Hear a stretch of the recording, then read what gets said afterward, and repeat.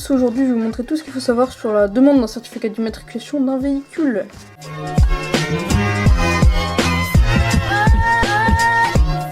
Alors donc en fait pour un certificat d'immatriculation d'un véhicule, ça va être donc pour faire la carte grise, donc ça ira donc dans la playlist pour faire immatriculer sa bécane. Donc donc je vais vous expliquer un petit peu tout ce qu'il va falloir, enfin comment remplir et pourquoi remplir ça.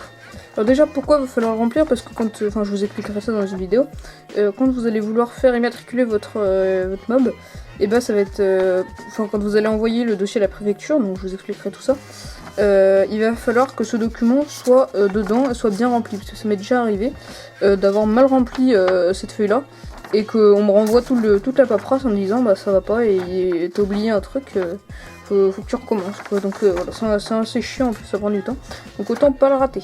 Alors donc pour remplir ça, donc au début, donc là vous voyez, vous cochez ici certificat. Après donc véhicule, donc là vous voyez numéro d'immatriculation actuel, s'il n'y en a pas vous en mettez pas, s'il y en a un bah vous mettez, hein, tout simplement.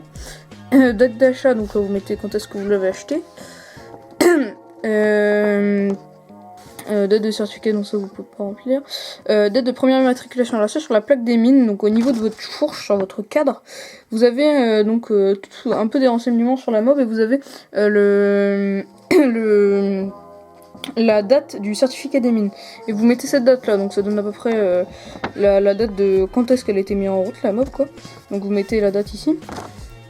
Après tac, donc là je vais prendre l'exemple d'un Peugeot 102 MS comme dans l'autre vidéo.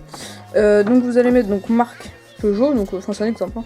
Dénomination commerciale, donc ça va être 102. Et type variant de version, ça va être MS. Voilà.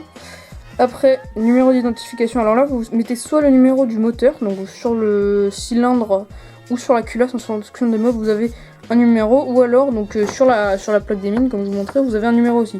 Vous pouvez mettre le numéro que vous voulez, mais par rapport à la déclaration de cession d'un véhicule, donc je vous ai fait une vidéo il y a pas longtemps sur ça, le numéro que vous aurez mis sur cette feuille là doit être identique à celle-là, donc vous mettez le numéro que vous voulez, entre le numéro moteur et le numéro de câble, les deux ça marche. Alors moi je conseillerais peut-être plus le numéro de cadre, parce que vous avez moins de chances de changer votre cadre que la culasse ou le cylindre, donc voilà. Donc là vous mettez, bon, moi je vous conseille le numéro de cadre, mais bon au cas où il n'y en a pas, où vous avez plus la plaque des mines, bah, vous mettez le numéro moteur. Genre national, là faut mettre cyclomoteur ou cyclo, donc, mais ça c'est vraiment important. Là vous avez la couleur de la mob, donc là si vous comptez repeindre votre mob, mettez la couleur dont vous comptez la repeindre, parce que ça après c'est marqué sur la carte grise. Donc vous voyez, moi dans ma 102 MS à moi, elle est orange clair, donc vous cochez clair et après vous mettez la couleur de votre mob. Donc moi j'ai coché orange. Après titulaire, donc là vous avez titulaire, loueur, locataire. Donc là vous allez mettre titulaire, donc la personne physique, mâle ou femelle. Titulaire, donc là votre nom quoi, nom d'usage, voilà. Né, donc là ça va pas être à moi de vous le dire, hein, quand est-ce que vous êtes né, ou département, pays, nan. Domicile, donc là votre adresse, donc toute votre adresse, nan. Voilà. Téléphone portable, vous mettez ça.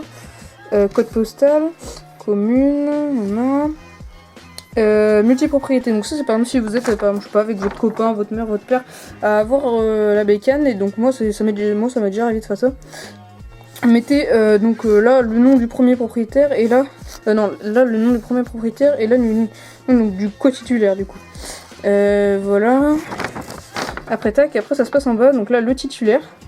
Donc FEA, donc là vous mettez l'endroit, la date, et donc là vous avez la signature. Si, comme je vous ai expliqué, il y a un titulaire et un co-titulaire, donc si vous êtes deux, d'ailleurs là vous avez le nombre de personnes, si vous êtes 3 ou 4 à avoir la bécane, et bah vous mettez donc là 04, 02, 01 comme vous voulez. Et donc là, si par exemple, donc là dans mon cas il y en aurait deux, donc deux titulaires, ben là faut bien qu'il y ait les deux signatures. Moi on m'avait renvoyé tout le document avec toute la paperasse parce qu'il n'y avait pas les deux signatures. Donc là très attention.